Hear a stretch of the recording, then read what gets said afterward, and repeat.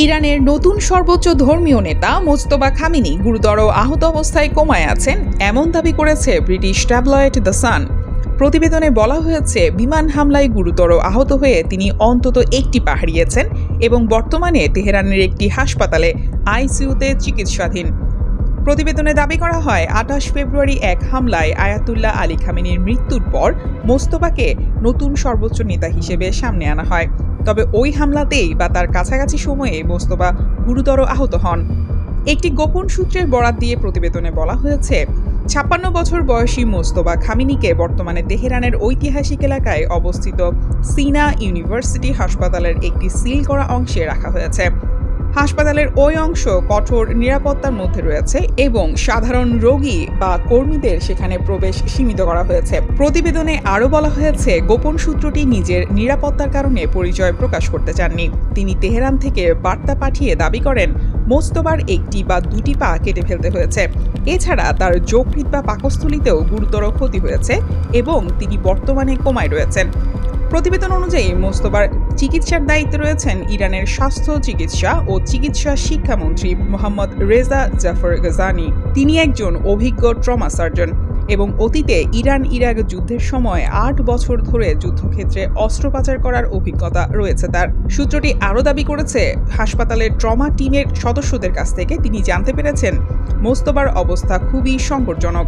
এদিকে ইরানের রাষ্ট্রীয় টেলিভিশন এখন মোস্তফা খামেনিকে রমজানের যোদ্ধা হিসেবে উল্লেখ করছে। এতে তার আহত হওয়ার বিষয়টি পরোক্ষভাবে স্বীকার করা হয়েছে বলে বিশ্লেষকদের ধারণা। তবে সবচেয়ে গুরুত্বপূর্ণ প্রশ্ন হলো, যদি তিনি কোমায় থাকেন তাহলে বর্তমানে ইরানের যুদ্ধ ও সামরিক কৌশল কে পরিচালনা করছেন? বিশ্লেষকদের মতে ইরানের ক্ষমতার প্রকৃত নিয়ন্ত্রণ এখন রয়েছে দেশটির প্রভাবশালী ইসলামী বিপ্লবী গার্ড বাহিনী IRGCর হাতে। আলী খামেনি জীবিত থাকাকালেই সম্ভাব্য নেতৃত্ব সংকট মোকাবেলার জন্য একটি বিকল্প কাঠামো তৈরি করেছিলেন।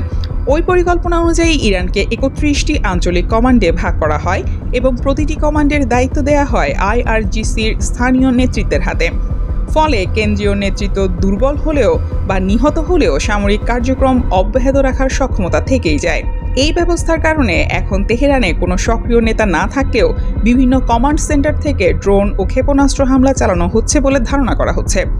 ইসরায়েলি একটি সরকারি সূত্রের মতে, মোস্তফা খামেনি আহত হয়েছেন এই বিষয়টি অস্বীকার করার উপায় নেই, কিন্তু তার শারীরিক অবস্থার উপর যুদ্ধের গতিপথ খুব বেশি নির্ভর করছে না, কারণ প্রকৃত ক্ষমতা এখন IRGCর হাতে। বিশ্লেষকদের মতে, যদি মোস্তফা খামেনি দীর্ঘ সময় অচেতন বা অক্ষম অবস্থায় থাকেন তাহলে ইরানের ক্ষমতার ভারসাম্য আরও বেশি করে সামরিক বাহিনীর দিকে ঝুঁকে যেতে পারে। এতে মধ্যপ্রাচ্যে চলমান সংঘাত আরও দীর্ঘস্থায়ী হওয়ার আশঙ্কা রয়েছে। তবে এই প্রতিবেদনের অনেক তথ্য স্বাধীনভাবে যাচাই করা সম্ভব হয়নি, কারণ বর্তমানে ইরানে ব্যাপক ইন্টারনেট বিধিনিষেধ এবং তথ্য নিয়ন্ত্রণ চলছে। ফলে মোস্তফা খামেনির প্রকৃত অবস্থা নিয়ে আন্তর্জাতিক পর্যবেক্ষকদের মধ্যে ব্যাপক অনিশ্চয়তা রয়ে গেছে।